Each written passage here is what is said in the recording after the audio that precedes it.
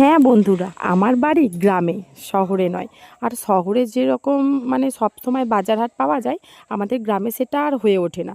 পাওয়া যায় অল্প কিছু পাওয়া যায় আর কি। আর আমাদের এইখানে তার জন্য সপ্তাহে 2 দিন বাজার বসে, শনিবার আর মঙ্গলবার।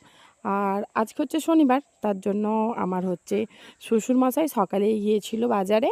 উনি একটু শাক সবজি মাছ টাছ বাজার করতে ভালোবাসে বলা যায় এক প্রকার। আর উনি এই যে বাজার করে নিয়ে এসছে, দেখতেই পাচ্ছ কত কিছু বাজার করে নিয়ে এসছে।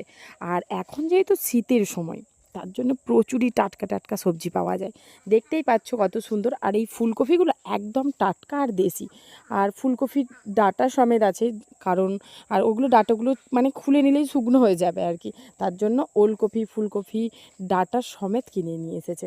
আর এখানে দেখতেই পাচ্ছ এইসব সবজি বাপি এনেছে।